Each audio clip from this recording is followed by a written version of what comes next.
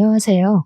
저는 경기도의 한 호텔 제과점에서 근무하고 있는 29살 여성입니다. 얼마 전에 연차를 내고 제가 어린 시절에 다녔던 초등학교를 가봤어요. 어릴 때는 학교 운동장이 정말 커 보였는데 어른이 돼서 다시 가보니 정말 작더라고요. 초등학교를 둘러보니 문득 이뤄지지 않은 첫사랑을 평생 가슴속에 품고 산다는 말이 생각났습니다. 이 말 살면서 한 번쯤은 들어보셨죠? 모두가 그랬듯 어렸을 때 제 첫사랑 또한 참 순수했어요. 손만 잡아도 두근거리고 붙어만 있어도 종일 기분이 좋았답니다. 그렇게 마음속에서 잊지 않고 품고만 살다가 성인이 되어서 다시 첫사랑을 만나게 되었어요. 그것도 참 우연히 말입니다. 그의 이름은 바로 김동규인데 제가 왜 이런 말로 사연을 시작하냐면 첫사랑은 마음속에 품고만 살았어야 했다는 걸 알려드리기 위해서예요. 저는 아쉽게도 20년 전 첫사랑이 준 달콤한 추억거리 때문에 어른이 되어서도 첫사랑한테 많이 휘둘리고 말았거든요. 결혼은 현실이라는 말이 있듯 추억거리로는 절대 이뤄줄 수 없었던 제 결혼에 대해 여러분께 들려드리고자 합니다. 동규와 저는 초등학교 때 서울의 같은 동네에서 살면서 가족처럼 지냈던 사이였습니다. 부모님들도 서로 알 정도로 친했고 학교 끝나면 저와 동규는 매일 온 골목길을 뛰어다니며 놀았어요. 그러다가 배고프면 우리 집이든 동규네 집이든 어디든 들어가서 밥을 먹고 또 놀곤 했습니다. 우리는 매일 싸웠지만 그래도 없으면 또 허전해지고 보고 싶은 그런 존재였답니다. 그때는 지금처럼 핸드폰이 있는 것도 아니었고 재미난 게임기가 있는 것도 아니었는데 그냥 동규와 시간을 함께 보낸다는 것 자체가 마냥 즐겁고 행복했던 것 같아요. 우리는 정식으로 사귀는 사이는 아니었지만 친구들은 모두 우리가 사귄다고 생각했고 우리 또한 그것을 딱히 부정하지 않았어요. 그냥 자연스럽게 서로 좋아하는 사이가 되었고 학교가 마치고 저녁 시간 전까지 매일매일을 함께 보냈답니다. 그렇게 매일 놀다가 제가 경기도로 이사를 했어요. 그때는 핸드폰이 없어서 메신저로 한 번씩 연락하고 방학이 되면 제가 서울로 놀러 가기도 하고 동규가 경기도로 놀러 오기도 하면서 만남을 이어갔습니다. 그러다 고등학생이 되면서 자연스레 연락이 끊겨버렸어요. 제가 고등학교 2학년 때였습니다. 처음에 경기도로 이사 왔을 때는 집이 30평대 아파트였는데 이사하더니 20평으로 또 이사하더니 10평대의 빌라에서 살게 되었습니다. 알고 보니 아버지가 사업한다고 경기도까지 왔는데 사업이 잘 풀리지 않아 경제적으로 몹시 어려운 상태가 되었어요. 가정 형편이 점점 어려워지더니 언제부턴가 아버지는 매일 집에서 술만 드셨고 하나뿐인 딸인 저에게는 아무 관심이 없었습니다. 부모님은 하루가 멀다고 돈 때문에 매일 싸우시더니 결국 이혼을 하시게 되었고 저는 엄마와 함께 살게 되었답니다. 엄마와 저 둘이 살면서 경제적으로 정말 많이 힘들어지게 되었습니다. 엄마는 저한테 집안 걱정하지 말고 공부 열심히 해서 대학 가라고 하시며 본인은 식당에서 밤 늦게까지 일하셨어요. 다행히 식당 사장님이 너무 좋으신 분이라 엄마에게 이것저것 정말 많이 챙겨주셨습니다. 명절 때 되면 두둑한 보너스에 딸과 먹으라고 한우까지 다른 직원들 몰래 준비해 주셨어요. 저는 그런 사장님과 엄마의 든든한 지원으로 열심히 공부해서 고등학교 때 성적이 항상 전교 10등 안에 들 정도로 우수했습니다. 성적으로만 본다면 수도권의 대학교 원하는 과에 충분히 갈 수 있었죠. 그런데 대학교가 공부만 잘한다고 갈 수 있는 곳이 아니더라고요. 입학금에 등록금까지 금액이 엄청났고 게다가 학교 다니며 사용할 제 생활비도 있어야 하잖아요. 학비에 생활비까지 도무지 그 금액을 감당할 수가 없을 것 같아 어쩔 수 없이 대학교를 포기했습니다. 지금 대출을 받아가며 대학교에 다니는 것보다 당장 돈을 벌 수 있는 자격증을 따는 게 더 현실적으로 맞는 것 같았거든요.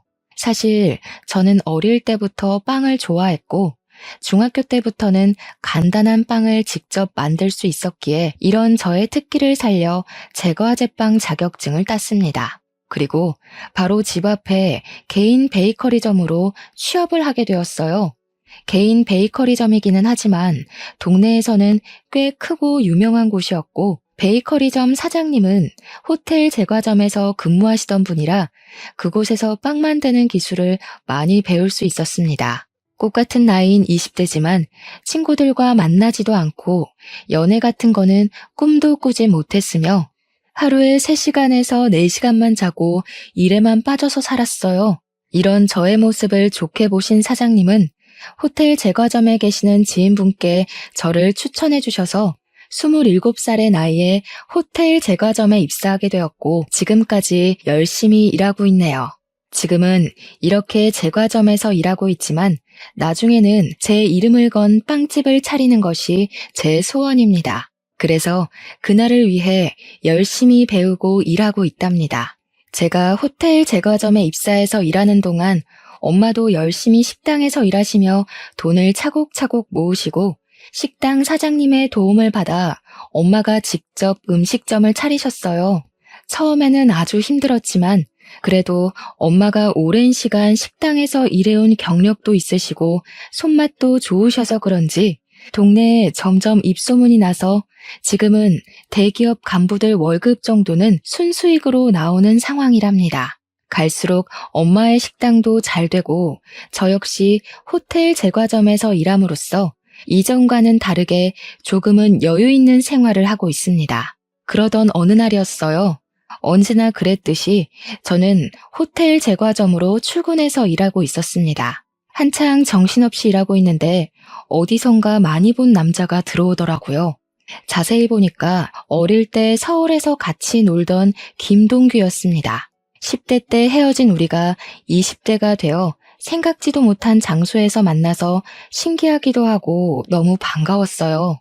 동규에게 아직도 예전에 그곳에서 사느냐고 물었더니 20살 때 어릴 적 같이 살던 서울에서 경기도로 이사를 했대요. 동규는 어릴 때는 그저 개구장이에 공부도 못했는데 고등학교 때 정신 차리고 공부를 열심히 해서 교대에 입학했다고 합니다. 별 문제 없이 무사히 졸업하고 지금은 제가 일하는 제과점 근처에 초등학교 교사가 되었대요. 그러면서 어머니 생신이라서 케이크를 사러 왔다고 하며 오늘은 생신 파티로 바로 가봐야 하니 내일 다시 보자고 했어요. 저는 동규의 말에 제 명함을 건네고 동규 역시 자신의 연락처를 제게 주었어요. 다음 날 일하고 있는데 동규한테 연락이 왔어요.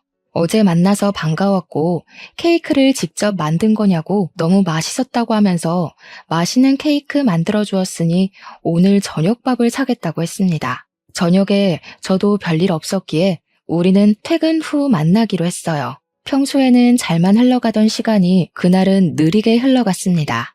1년 같은 하루가 지나 퇴근하고 만나기로 한 식당으로 향했어요. 동규는 학교에서 바로 와서 정장을 입고 있었습니다. 어릴 때 동규는 그저 개구쟁이였고 통통했는데 성인이 된 동규는 외모도 깔끔하고 키도 크고 참 멋져 보였어요. 반면에 저는 온종일 빵가루 묻히며 일해서 옷도 펑퍼짐하고 신발도 운동화 차림이라 뭔가 부끄럽더라고요. 지금 어디서 살고 있냐고 물어보니 동규는 우리 집에서 30분 거리에서 살고 있었습니다. 그날 우리는 간단히 맥주를 한잔하며 그동안 살아온 이야기를 했어요. 동규는 우리 부모님이 이혼했다는 소리를 듣고 놀라기도 하고 그동안 힘들었겠다며 위로를 해주었습니다. 아버지 없이 엄마와 둘이 사는 그 심정을 누구보다 잘 안다고 하며 동규 역시 엄마와 둘이서만 살고 있다고 했어요.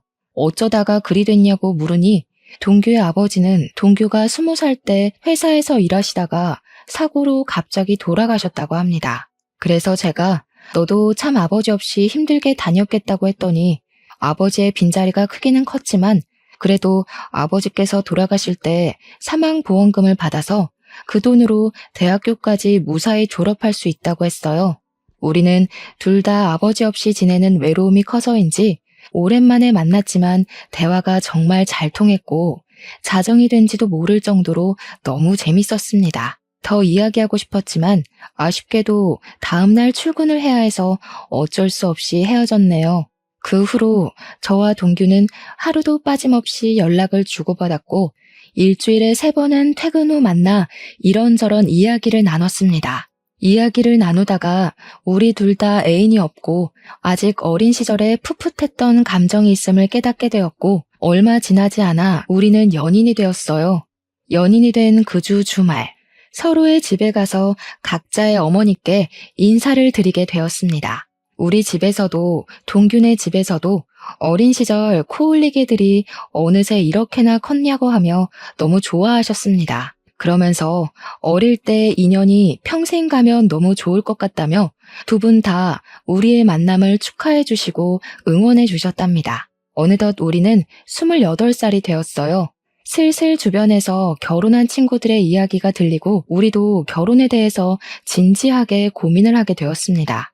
우리는 어차피 서로의 어머니를 알고 있으니 바로 상견례를 하기로 하고 상견례 날짜와 장소를 잡았습니다.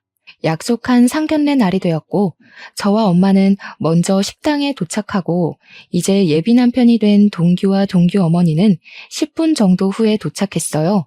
어머, 이게 얼마만이에요? 잘 지내셨죠? 그런데 아버님은 어디 가시고 왜 혼자 오셨어요? 엄마, 사실은 희준의 부모님 고등학교 때 이혼하셔서 희준은 지금 엄마랑 살고 있어. 뭐? 이혼? 희준 네가 이혼했단 말이야? 아니 어쩌다가 너는 왜 그런 말을 미리 안 했어? 이혼 가정이면 조금 곤란한데? 성격 문제로 희주 아빠랑 어쩔 수 없이 갈라졌습니다. 그런데 이혼했어도 저는 우리 딸 부끄럽지 않게 키웠습니다. 지금 모아둔 돈도 있고요. 그러니 우리 집 가정 형편 말고 희주 자체만을 봐주세요. 맞아. 엄마도 어릴 때 희주 엄청 야무지다고 좋아했잖아. 그리고 솔직히 우리도 아버지 돌아가셔서 안 계시는데 그럼 똑같지 뭐. 안 그래? 얘는 아버지가 사고로 어쩔 수 없이 돌아가신 거랑 부모님이 싸워서 이혼한 거랑 같니? 그리고 어릴 때 야무지다고 해도 결혼 생활은 또 다르지. 참, 저번에 집에 왔을 때 물어본다는 거 깜빡했는데 너 대학교는 어디 나왔니? 저 사실은 대학교는 가지 못했어요. 대신에 20살부터 계속 제과업계에서 경력 쌓아서 지금 호텔에서 근무하고 있는 겁니다. 뭐야, 그럼 고졸이야? 우리 집은 나, 먼저 하늘에 간 우리 남편, 우리 아들까지 셋 다 대졸인데 말이야. 너랑 동규랑 결혼하면 우리 집에서 너만 고졸이네? 고졸의 이혼 가정이라. 일단 알겠다. 그리고 희주 어머니, 혹시 희주 결혼하면 어떻게 하실 작정이세요? 혼자 사시는 거죠? 어떻게 다 큰 아이들과 같이 살아요. 그리고 저는 식당 운영해야 해서 같이 있을 시간도 없습니다. 동규 어머니, 우리 희주 비록 이혼 가정에서 자라기는 했지만 아버지의 빈자리가 느껴지지 않게 최선을 다해 사랑을 듬뿍 주며 키웠습니다. 그러니 걱정하지 마시고 우리 아이들의 연이 오래되기도 했고 서로 좋아하니 희주 이쁘게 봐주세요. 예비 남편이 미리 저에 대해 말하지 않았는지 예비 시어머니는 제가 고졸의 이혼 가정에서 자랐다는 사실을 아예 몰랐습니다. 예비 시어머니는 상견례장에서 모든 사실을 알게 되자 매우 당황해하며 저를 대놓고 마음에 들지 않아 하셨어요. 그리고 이야기하다가 혼수와 신혼집 이야기가 나왔습니다. 신혼집은 예비 시댁에서 신혼집 혼수는 우리 집에서 장만하기로 하고 예단비 같은 것들은 서로 주지도 말고 받지도 말자고 했어요. 그리고 저와 예비 남편의 일정에 맞춰서 4개월 뒤에 결혼식을 올리기로 날짜를 잡았습니다. 그렇게 상견례는 끝이 났어요. 상견례 후 예비 남편은 친구들에게 우리가 결혼한다고 자랑을 하고 싶다고 했습니다. 예비 남편은 서울에서 고등학교까지 다녀서 꾸준히 초등학교 동창회 모임을 나갔고 여전히 초등학교 동창들과 아직도 연락하고 지냈습니다. 예비 남편은 다음 주 주말에 친구들과 만나기로 약속을 잡겠다고 하며 저한테도 같이 서울에 가자고 했어요. 저 역시 어린 시절 친구들이 보고 싶어서 알겠다고 했네요. 약속한 다음 주 주말. 설레는 마음으로 초등학교 친구들을 보러 갔어요. 중학교 이후로는 처음 보는 친구들이 저를 보며 너무 반가워해주고, 저도 어린 시절의 그 모습 그대로 있는 친구들을 보니 신기하고 마냥 좋았습니다. 친구들은 우리가 결혼을 한다니, 어릴 때 그렇게 손잡고 다니더니 결혼까지 하냐며 진심으로 축하해 주었어요. 친구들은 결혼식에 꼭 갈 테니 청첩장 나오는 대로 연락 달라고 하고, 신혼집 정리되면 집들이 하라고 상화였습니다. 우리는 너무 반가워하며 밤늦게까지 신나게 놀다가 지하철 막차를 타고 겨우 집으로 들어갔어요. 친구들에게 결혼 사실을 알린 후 우리는 본격적인 결혼 준비를 시작했습니다. 일단 결혼식장과 스드메를 알아보러 다녔어요. 남들은 결혼식장 고르고 스드메 준비할 때 많이 싸운다던데, 우리 둘은 취향이 비슷해서인지 큰 다툼 한 번 없이 바로바로 결정되었습니다. 그리고 신혼집을 알아봤어요. 우리의 경제적인 형편과 회사와의 거리 등 모든 것을 생각해보니 우리가 살 수 있는 집이 두 채가 있었습니다. 금액은 둘 다 비슷했고, 하나는 방 두 칸에 우리 둘의 회사 가운데에 있는 집이고, 다른 하나는 방 세 칸에 남편 회사와 가까운 곳에 있는 집이었어요. 저는 방 두 칸짜리 집을 원했습니다. 왜냐하면 그 집이 제 회사와의 거리가 차로 15분 거리이기도 했고, 햇빛도 잘 들고 뭔가 집 분위기가 참 좋아 보였어요. 하지만 세 칸짜리 집으로 가면 회사와의 거리가 40분으로 늘어나고 무엇보다 햇빛이 잘 들지 않는 것 같았습니다. 그래서 저는 두 칸짜리 집을 원했는데, 예비 남편은 남편 회사와 집이 가까운 세 칸짜리 집을 원했어요. 거리도 거리였지만 남편 주변에 결혼한 형들이 아이 생기고 나서 아이 방 만든다고 이사 다니면 힘드니까 신혼집은 되도록 큰 곳으로 구하라고 했대요.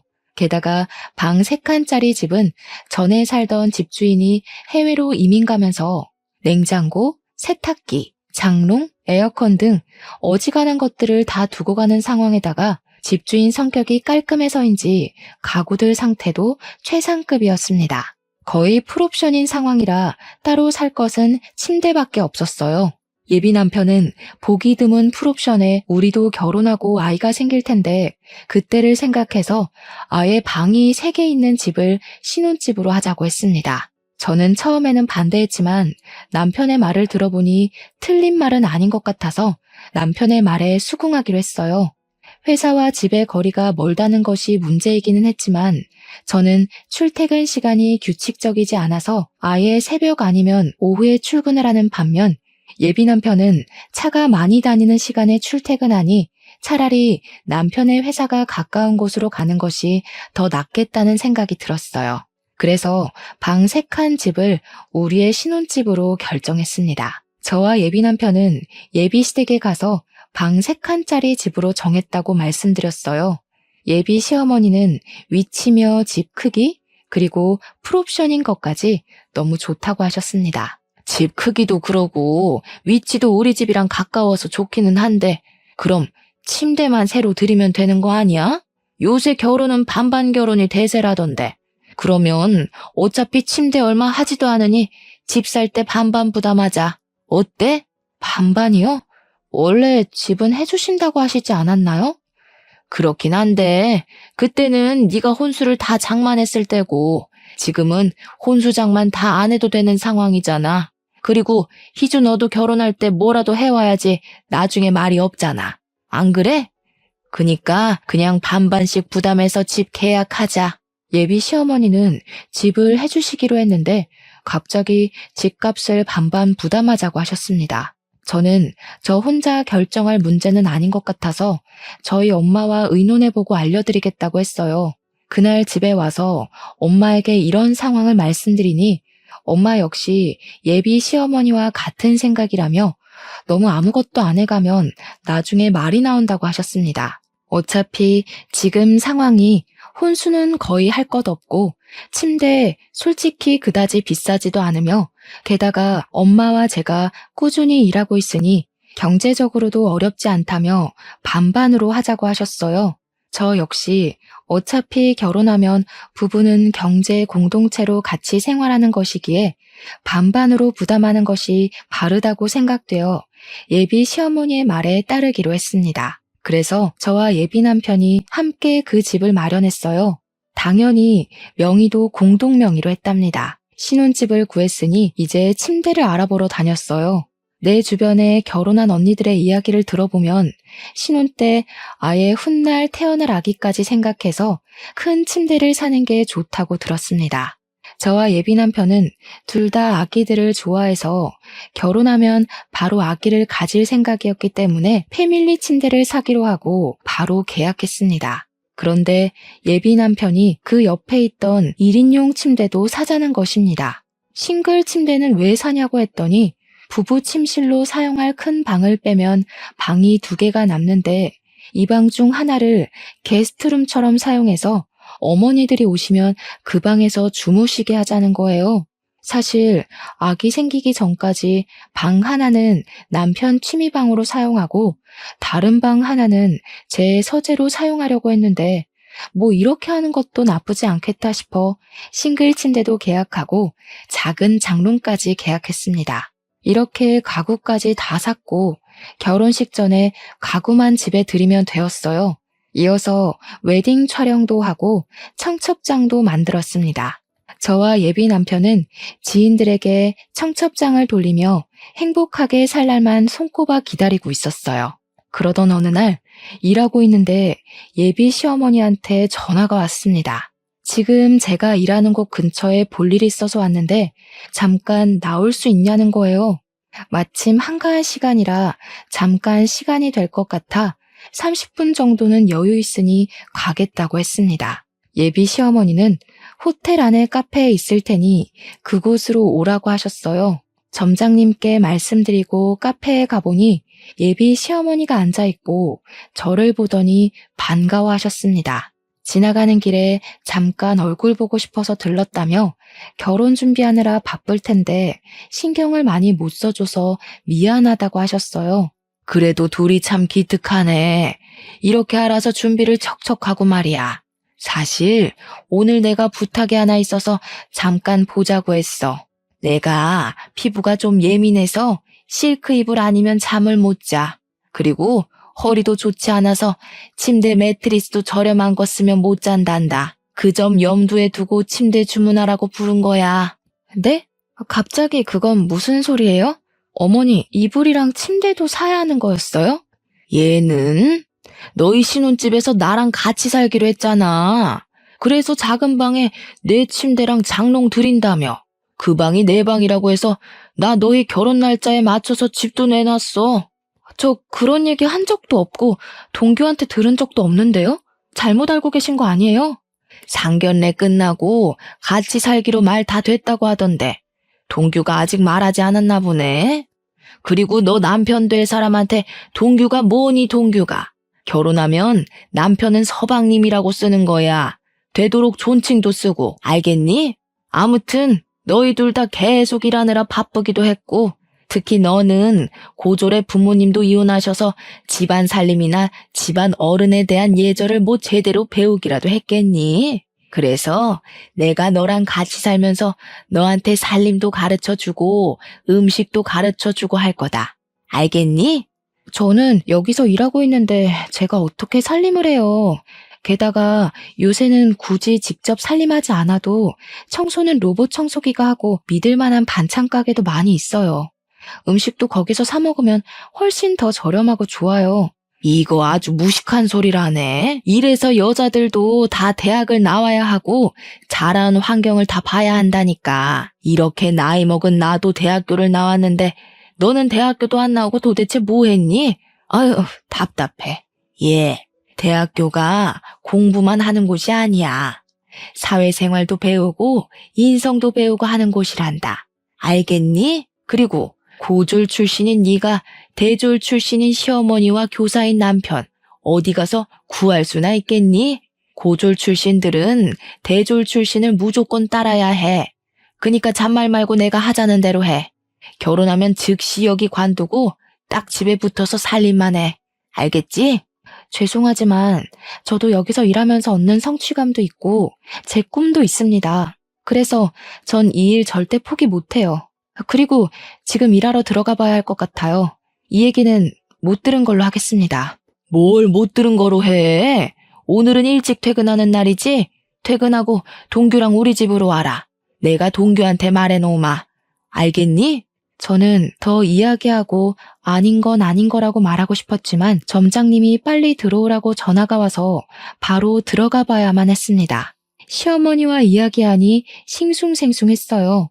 저는 예비 남편과 저 단둘이서만 살기를 바랐습니다. 솔직히 결혼하는 모든 신혼부부가 다들 그러지 않겠어요? 물론 저는 예비 시어머니와 아주 친했던 사이긴 했지만 아무리 그래도 어떻게 결혼하자마자 시어머니를 모시고 삽니까? 게다가 제가 집에만 있는 사람도 아니고 저는 일을 하고 이 일로 반드시 이루고 싶은 꿈도 있는데 그 모든 것을 다 포기하고 집에만 있으라니 말이 되지 않았습니다. 저는 일단 이따가 퇴근하고 예비 남편을 만나 이게 어찌된 상황인지 물어보기로 했어요. 터벅터벅 다시 저의 일터로 가려는데 호텔 카페 사장님이 저를 부르셨습니다. 카페 사장님은 호텔에서 오며 가며 친해진 사이예요.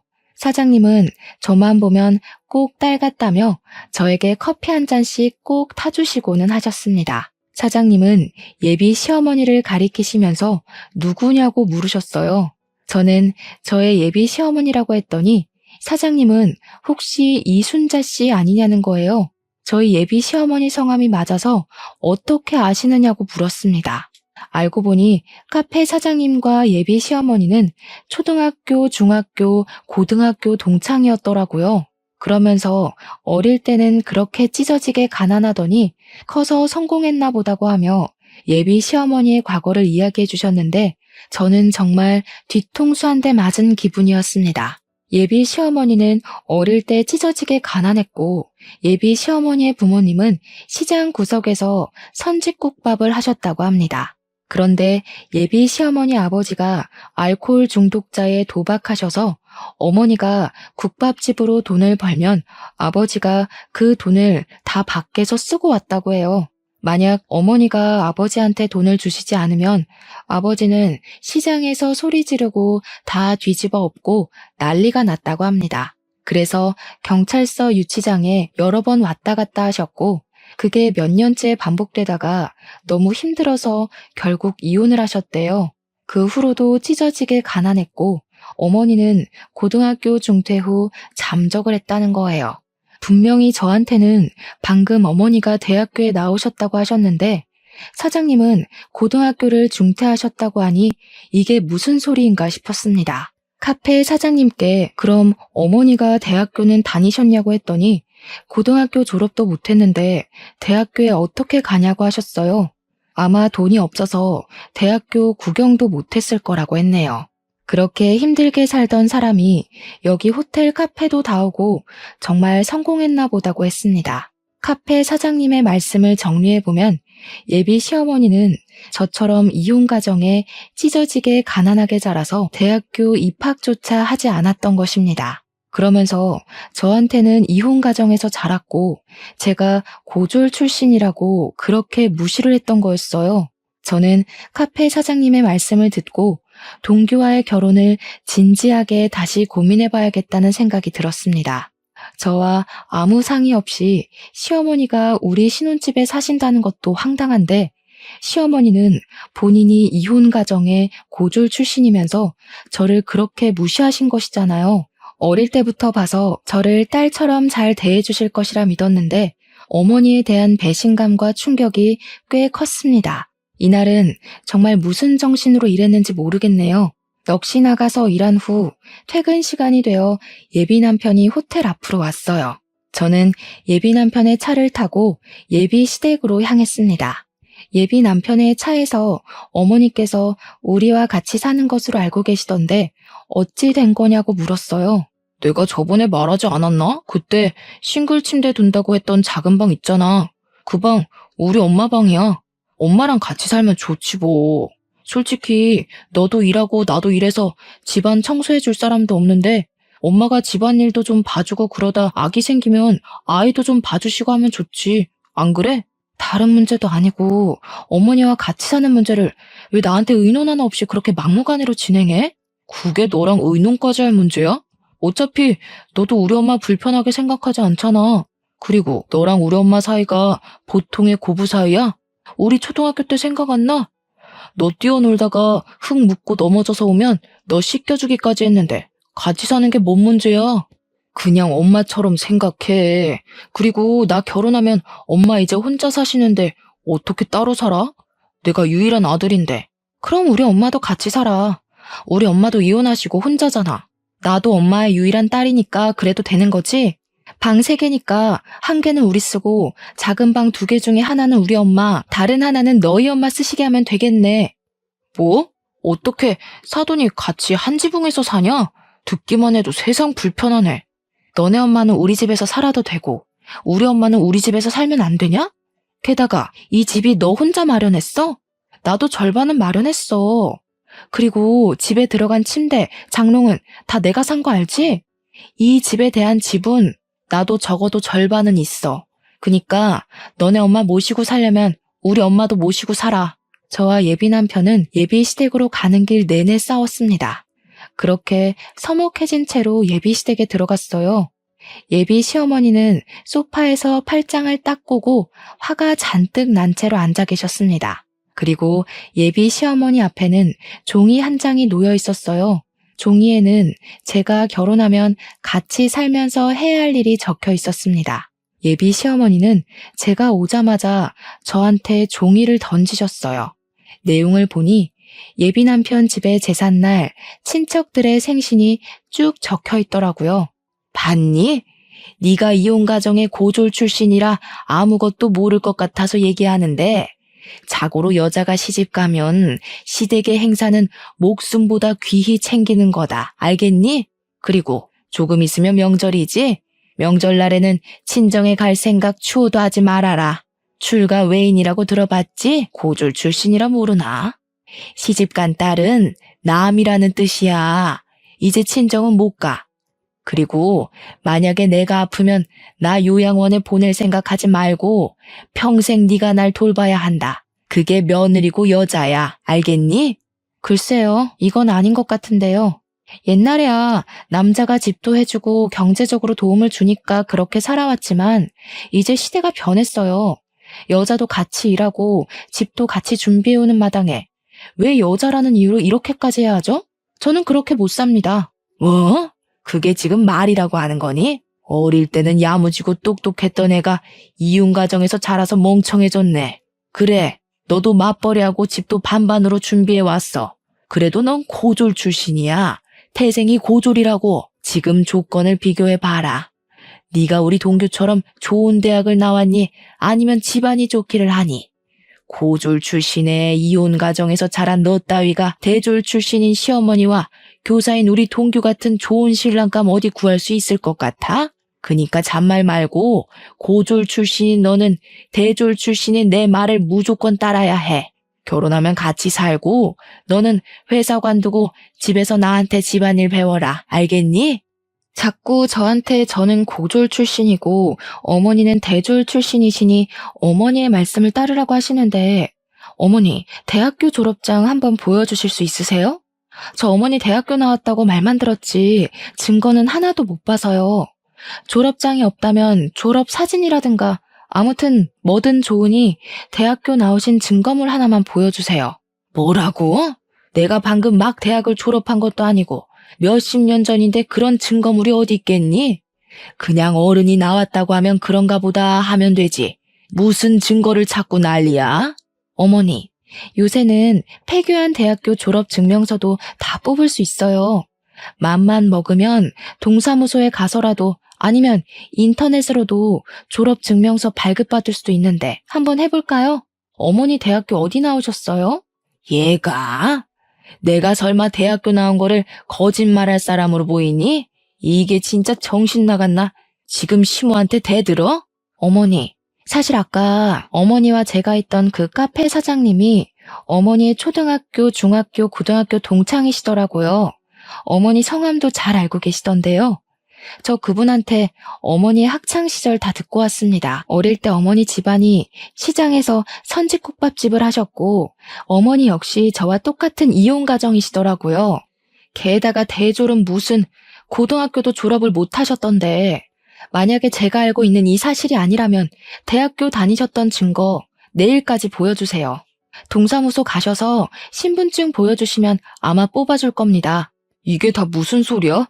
엄마 동네에서 공부 제일 잘해서 동네에서 유일한 대졸자 아니었어? 할아버지가 일찍 돌아가셔서 힘들었지만 공부는 제일 잘해서 장학금 받고 대학교도 졸업했다면서. 장학금은 무슨? 할아버지는 알코올 중독에 도박으로 할머니와 이혼하시고 고등학교도 중퇴하셨대. 동창이었던 카페 사장님 말씀으로는 돈이 없어서 대학교 구경도 못 해보셨을 거라던데. 그래, 나 고등학교 중퇴했고 우리 부모님은 이혼했다. 그게 뭐? 이 나이에 그게 무슨 상관인데? 맞아요. 어머니가 어떤 환경에서 자랐고 학벌이 좋든 말든 상관없죠. 저도 어머니가 대졸이든 중졸이든 초졸이든 아무 상관없고 어머니가 이혼 가정에서 자라시든 말든 상관없어요. 그렇지만 적어도 거짓말은 하지 마셨어야죠. 그리고 어머님 본인처럼 이혼 가정에서 자란 예비 며느리를 그렇게 무시하고 싶으셨어요? 한 가지 더. 아까도 말했듯이 신혼집 장만할 때 저도 반 보탰습니다. 게다가 혼수도 제가 다 장만했는데 제가 왜 어머니를 모시고 살아야 해요? 저는 그리 못 삽니다. 야, 그냥 같이 살면 되지. 그게 그렇게 어려운 일이야? 그럼 네가 모시고 살아. 너는 너네 엄마 모시고 살고 나는 우리 엄마 모시고 살면 되겠네. 그냥 그렇게 하자. 우리 결혼이고 뭐고 다 취소하고 그냥 따로 모시고 살자. 이미 친구들이며 직장 동료들한테 청첩장 다 뿌렸는데 인제 와서 이럴 거야? 어떻게 결혼을 취소해? 너는 결혼 앞두고 파혼했다 하면 안 부끄럽겠니? 그래도 이혼보다는 파혼이 100배는 낫지. 나는 너네 엄마의 허언증이랑 이 상황이 뭐가 문제인지도 모르는 너와 함께 못하겠다. 우리 그냥 이쯤에서 끝내자. 그 길로 저는 예비시댁에서 나왔습니다. 그리고 집에 가서 엄마한테 예비 시어머니의 실체에 관해서 이야기하고 이래서 파혼할 것이라고 말씀드렸어요. 엄마는 그런 일이 있었느냐고 하며 내가 돈이 없어서 공부를 못 시킨 게 후회된다고 하며 마음 아파하셨습니다. 그런 엄마를 보는데 제 마음도 너무 속상했어요. 엄마는 더 좋은 인연이 있을 테니 지금은 마음 정리 잘하라고 하셨습니다. 다음 날, 그날은 제가 쉬는 날이라 엄마 가게에서 엄마를 도와주고 있었어요. 같이 채소를 다듬고 있는데 예비 시어머니와 예비 남편이 들어왔습니다. 야, 너는 어제 그렇게 말하고 그냥 가버리면 다야? 그래, 나 중졸에 찢어지게 가난한 이혼 가정이다. 어쩔래? 이런 시모라서 지금 무시하는 거야? 그래서 파혼하겠다는 거냐고? 저는 어제도 말씀드렸듯이 어머니의 학력이 어떻든 어린 시절 어떻게 사셨든 상관없어요. 그런데 자꾸 저한테 거짓말하시고 저한테 어머니를 모시고 살라고 하시며 부당한 것들을 요구하시는데 말이 되나요? 그게 왜 말이 안 돼? 우리 엄마 너 진짜 딸처럼 생각했어. 그래서 딸처럼 곁에 두고 잘 챙겨주겠다는데 그게 뭐? 딸처럼 생각한다는 분이 잘 다니는 회사 관두고 집에 와서 집안 살림하라고 하냐? 그리고 제사에 생일까지 다 챙기고 벌써 출가회인 타령하시는 게 정상이야? 게다가 어머니 아프시면 요양원 보내지 말고 무조건 모시라고? 명절 때는 친정에 갈 생각도 말고? 그게 말이 돼? 세상 천지에 자기 딸한테 결혼했다고 잘 다니던 회사 관두고 집에 들어와서 살림하라는 엄마가 어딨니? 명절날에는 출가 외인이니 친정에 오지도 말라는 엄마가 어딨어? 이게 배우지 못한 티를 내나 여자는 당연히 그래야 하는 거 아니야? 그러는 그쪽은 뭐 그러셨나요? 개구리가 올챙이적 기억 못한다더니 딱 그 꼴이네요. 우리 애들 초등학교 시절 때 그쪽 시어머니 치매 오셨죠? 그때 그쪽 남편은 집에서 모시자고 그러고 그쪽은 요양원에 보내자고 하면서 매일 싸우셨잖아요. 본인은 그래놓고 우리 딸한테는 그쪽 치매 걸리면 그쪽에 똥오줌 다 치우라는 겁니까? 명절 때는 또 어땠고요? 명절 아침에 해 뜨자마자 시댁에서 탈출했다고 좋아하던 사람이 누군데 우리 애한테는 친정에는 가지도 말라고 해요? 그쪽이나 제대로 하고 이런 요구하세요. 아시겠어요? 당장 나가요. 영업 방해죄로 신고할 테니까. 엄마가 예비 시어머니의 과거 행적들을 하나하나 말하자 예비 시어머니는 아무 말도 못하고 그저 소리 지르고 화만 냈습니다. 끝까지 나가라고 했지만 끝까지 두모자가 나가지 않고 행패 부리길래 결국 경찰을 불러서 그들을 쫓아냈어요. 이렇게 저는 파혼하고 지금은 엄마와 저 둘이서 다시 예전처럼 오붓하게 살고 있답니다. 예식장과 신혼집, 가구 등을 다 취소하면서 위약금을 많이 물기는 했지만 인생 공부했다 생각하고 있어요. 그 뒤로 동창들을 통해 우연히 예비 남편이었던 동규의 소식을 듣게 되었는데 동규는 저와 파혼한 후 매일 술만 먹었고 음주운전을 하다 적발돼서 벌금형을 받고 학교도 잘렸다고 합니다. 예비 시어머니는 그동안 남편의 사망보험금으로 먹고 살았는데 갑자기 아들은 벌금형 받고 잘 다니던 학교도 잘려서 지금은 그 돈을 다 탕진하고 원룸으로 이사해서 둘이서 아웅다웅 살고 있다고 들었어요. 여기까지가 제 첫사랑이었던 동규와 저의 이야기입니다. 이제 저는 동규를 다시는 만나지 않을 것이고 혹시라도 만난다고 해도 더는 이전처럼 서로에게 따뜻한 호감을 느낄 수는 없을 거예요. 이래서 첫사랑은 마음에만 두고 추억에서만 그리워하며 살아야 하는 건가 봅니다. 순수한 마음으로 만났지만 끝내는 이루지 못했던 첫사랑. 오늘 이 사연과 함께 보내버리고 당분간은 저의 꿈을 위해 열심히 달리려고요. 그러다 보면 제게도 언젠간 좋은 날이 오겠죠? 그날을 향해 오늘도 힘내겠습니다. 저의 긴 사연을 들어주셔서 감사합니다.